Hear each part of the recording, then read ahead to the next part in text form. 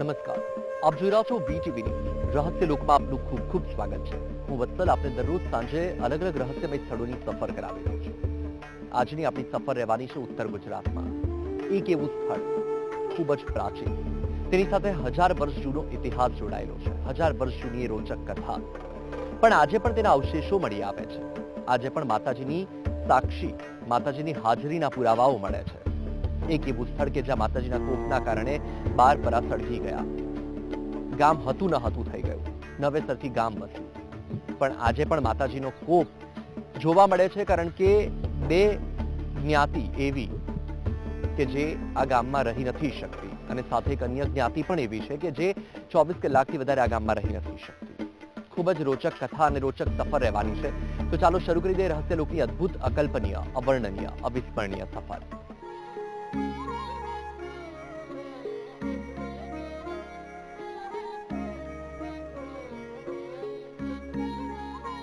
ઉત્તર ગુજરાતની ધરતી પર વર્ષોથી આસ્થાનું કેન્દ્ર બનીને ઊભું છે એક એવું શક્તિ સ્થાન, જ્યાં ભક્તિ સાથે જોડાયેલી છે અનેક લોકકથાઓ.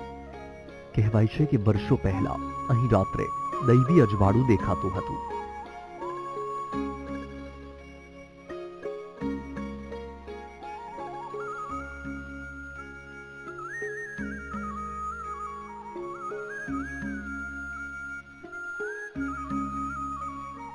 દાવો એવો પણ છે કે અહીં માતાજી કોપાયમાન થયા અને રાતોરાત ગામ સાફ થઈ ગયું.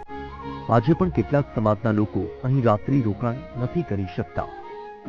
તો હવે આપણે આવી પહોંચ્યા છીએ મહેસાણા જિલ્લાના વિસનગર તાલુકાના ધામણવા ગામમાં, જે મહેસાણાથી 20 કિલોમીટરના અંતરે આવેલું છે. પ્રાચીન સમયમાં ધામણગઢ તરીકે ઓળખાતું હતું.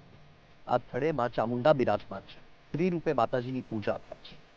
આજે પણ કળિયુગમાં પણ માતાજી પોતાની હાજરીના પુરાવા આપે છે. પણ આ જે સ્થળ છે તેની કથા, તેનો ઇતિહાસ ખૂબ જ રોચક છે, ખૂબ જ રસપ્રદ છે. અહીં માતાજીના કોપની કથા છે, અહીં માતાજીના શ્રાપની કથા છે. સાથે રહી આજે માતાજી પોતે હાજરા હજુર હોવાના પરચાઓ પણ છે.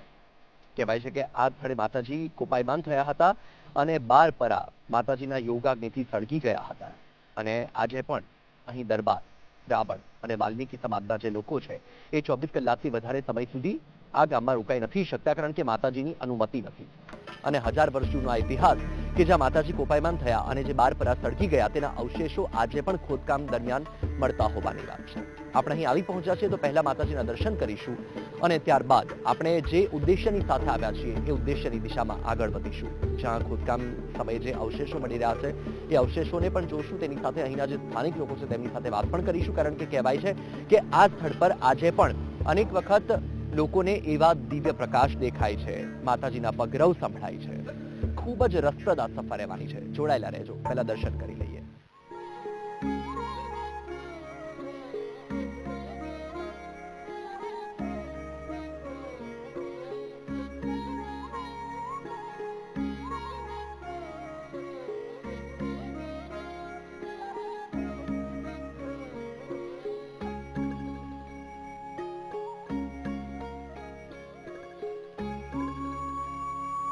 ગામના વડીલો વચ્ચે એક લોકમાન્યતા આજે પણ જીવંત છે.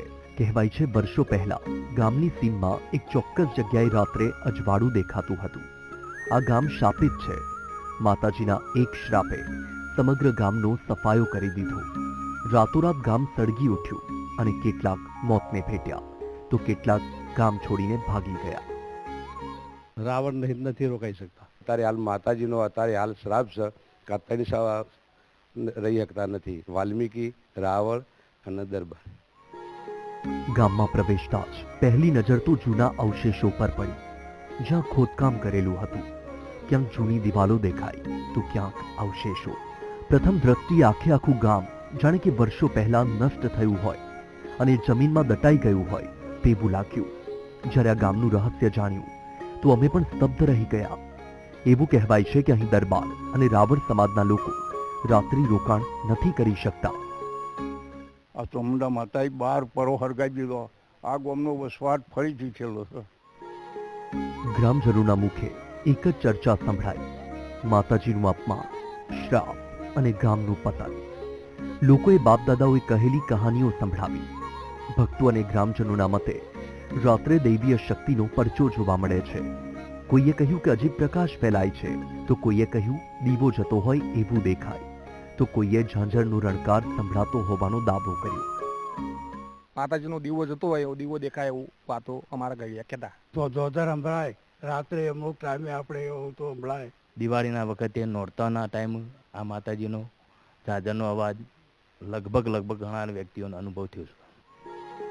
અહીં વાત થઈ રહી છે એક એવા મંદિરની કે જ્યાં માતાજી હાજરા હજૂર છે. આજે પણ માતાજી ભક્તોને પરચા આપે છે. રહસ્ય લોકમાં આજે અમે પહોંચી ગયા છીએ મહેસાણાના ધામણવા ગામમાં. અહીં દૈવીય શક્તિ વાસ કરે છે. ચામુંડા માતા અહીં 3 સ્વરૂપે બિરાજમાન છે. એવી લોકવાયકા છે કે અહીં મૂર્તિ જમીનમાંથી સ્વયંભૂ મળી હતી. ત્યાર પછી એક જ પથ્થરમાંથી 3 મૂર્તિ કંડારવામાં આવી છે. તો માં ચામુંડા કે જેનું અહીં ત્રિરૂપમાં પૂજન થાય છે. માં ચામુંડાનું મુખ્ય સ્થાનક ચોટીલા કે જ્યાં માતાજીના 2 સ્વરૂપની પૂજા થાય છે. વલસાડ પાસે આવેલું પાંડેરા પારડી કે જ્યાં માતાજી 30 સ્વરૂપે પૂજાય છે, અને એક આ ધામણવા ગામ સ્થિત માતાજીનું મંદિર કે જ્યાં માતાજી 30 સ્વરૂપે પૂજાય છે. એક જ પથ્થરમાંથી આ કંડારવામાં આવેલી મૂર્તિ છે. ખૂબ જ પ્રાચીન મૂર્તિ કહેવાય છે કે આ મૂર્તિ જમીનમાંથી સ્વયંભૂ મળી આવેલી છે. અને માતાજીના 3 સ્વરૂપ કે જે ચંડમુંડના સંહારની પ્રતિકૃતિ જોવા મળે છે. અને કહેવાય છે કે માતાજીનું આ રૌદ્ર સ્વરૂપ કે જે રક્ષણકર્તા તરીકે અહીંયા પૂજાય છે.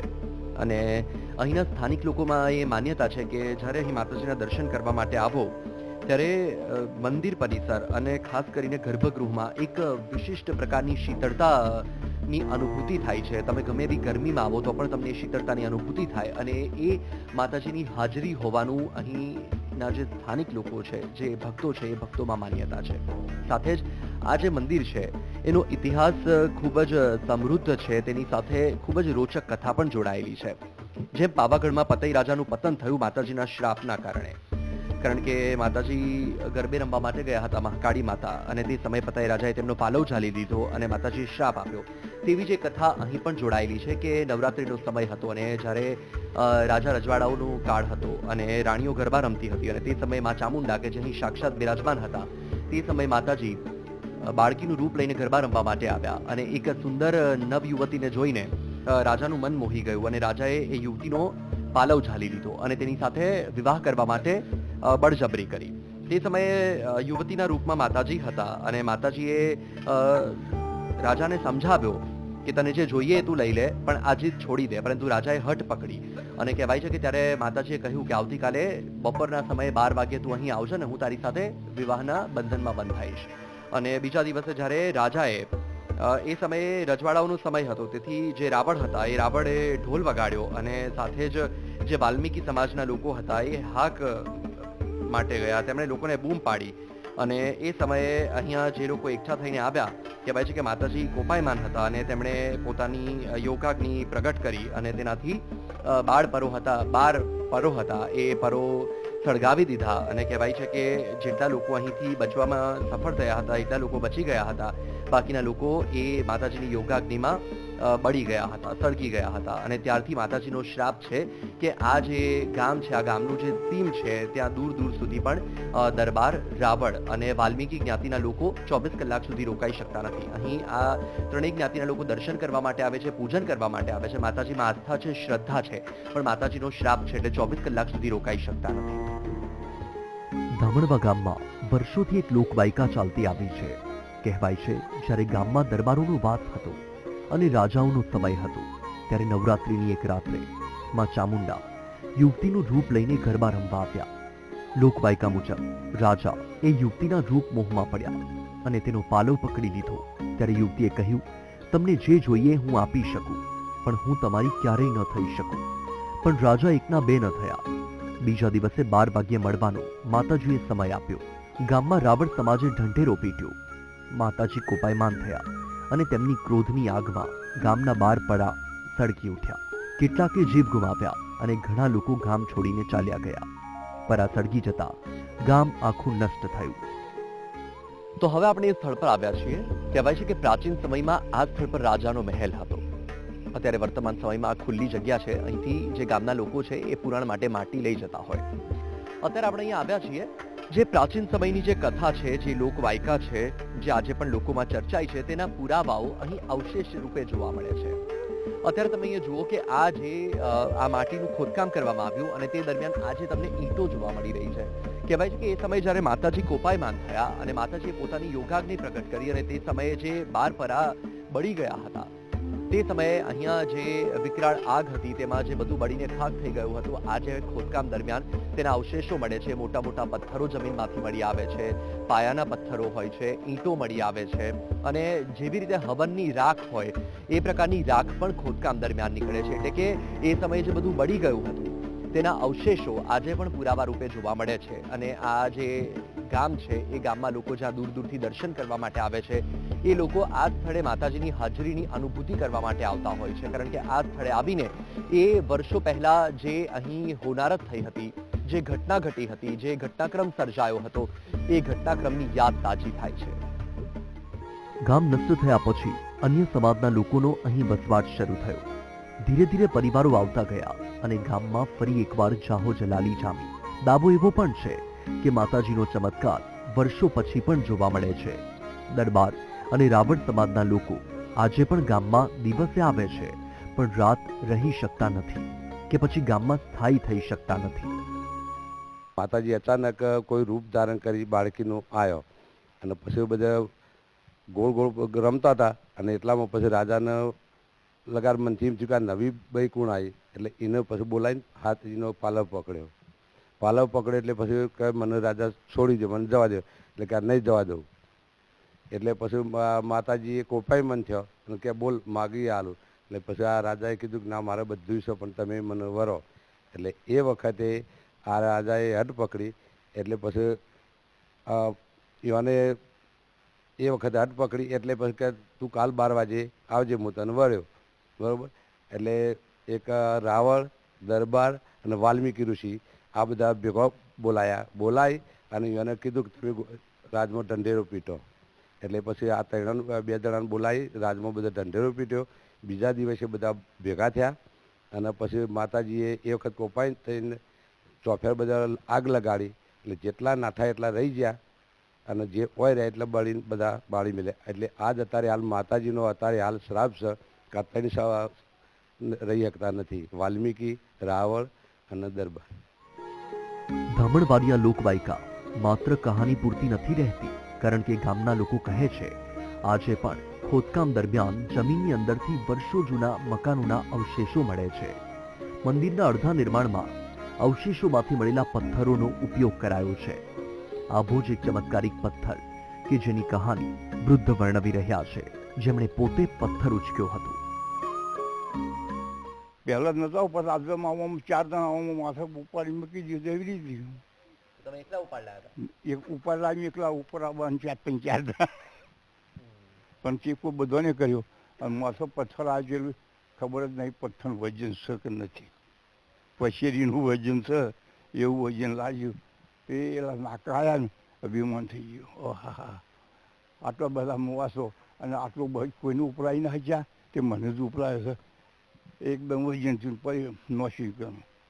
પછી કોઈની ઉપર નહીં લાવે, પછીથી ડેરી 2 જણ લાવ્યા હતા. એ વખતે અહીંયા માતાજીનું મંદિર હતું ને આ મહોત્સવ ગરબા હોય ગમે તે હોય માતાજીનું અપમાન થયેલું ને એ વખતે માતાજીને પછી કૃપાયમાન થઈને પરસો આપેલો અને આ ફરતા 12 પરો હતો. એ જે તે સમયે 12 પરો હતો, મોટી મોટી ઈંટોવાળો. અત્યારે હાલ ખોદકામ કરવાથી મોટી મોટી ઈંટો નીકળી છે અને એ બધા પરાની એ જે તે સમયનો ઘર હતો ને એનો ઇતિહાસ હજુ અત્યારે હાલે આજુબાજુમાં ખોદકામ કરવાથી બધું અવશેષો નીકળ્યું જ છે. તો આટલા કેનાલ બની એના પછી 6-7 ફૂટ પુરવણ થયું. એ પુરવણમાં બધું દબાઈ ગયું. નહીં તો ચાલતા ચાલતા આ બધો જે જગ્યા કરીને બધી રાખવાળી જમીન, ઠીકરાવાળી જમીન, ઈંટવાળી જમીન, બધી એવી જ જમીન હતી. જૂના અવશેષો જ હતા બધાએ. હાલ મંદિરમાં પડ્યા અવશેષો હોયથી જ નીકળેલા બધા અવશેષો. માં ચામુંડા અહીં હાજરા હજૂર છે. ભક્તો આસ્થા સાથે આવે છે, દર્શન કરે છે અને માનતા પણ પૂર્ણ થાય છે. ભક્તોના મતે રાત્રે ચમત્કારિક ઘટનાઓ બને છે. કોઈને દીવો દેખાય છે તો કોઈને ઝાંઝરનો અવાજ સંભળાય છે. હાજરી તો ઘણો બધો કોમ થયો એટલે હાજરી તો અમારે સહજ, એમાં કોઈ સવાલ જ નહીં. એમાં કોઈ જોવાનું આવે જ નહીં. જે આ મંદિર તો પ્રાચીન એટલું કે હાલ કોઈ હયાતીમાં નહીં હોય એને ખબર નહીં હોય કે તારનું બનાવેલું મંદિર હયાતીમાં ગમે કોઈ નહીં તારનું પ્રાચીન મંદિર આ રહ્યું. આ માતાજીના ચમત્કારો અમુક અમુક પ્રકાશ એનું ઉર્જા શક્તિ એની દેખાય અમને. અને ઘણી જગ્યાએ ચમત્કારો પણ માતાજીએ અમારા ગામને આપેલા. એથી ગામ સુખીના માર્ગે જઈ રહેલું છે. ધોધર સંભળાય રાત્રે અમુક ટાઈમે આપણે એવું તો સંભળાય. અનુભવ આત્મજ્ઞાનના થઈ જે શક્તિના આત્મજ્ઞાનના અનુભવ થયા.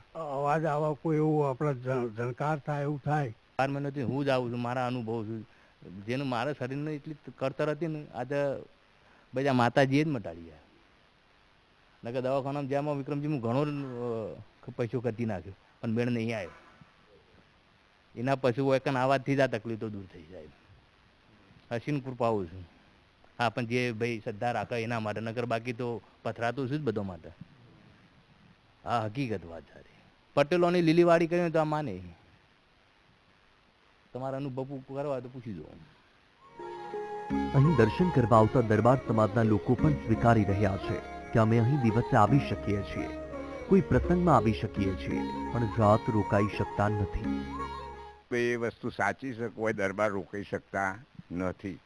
અને હું જ લગભગ છેલ્લા 45 વર્ષથી રોજ આરતી કરીને જ હોય જઉં છું. કાયમ ચાલતો જ આવું છું મેવુંથી, બરાબર 45 વર્ષથી. પછી અમારે શું છે કે શેડા પહેલાં અહીંયા છૂટતા, પછી બાધાઓ અમારી બાબરીની બાધાઓ હોય થતી, પણ હાલ હું ગામની અંદર ગામ મોટું બની ગયું છે અમારું.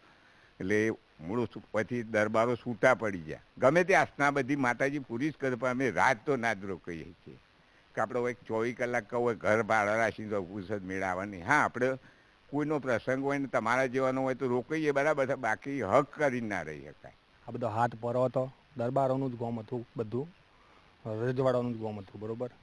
જે તે સમયે માતાજીનો કોપ થયો એટલે દરબાર અને રાવળ સમાજ જે હાલની તારીખમાં હોય કોઈ ધંધારથી આવે હોય તો લગભગ એનું કોમ થાય નહીં ને એ ટકાય ને મતલબ રહે નહીં.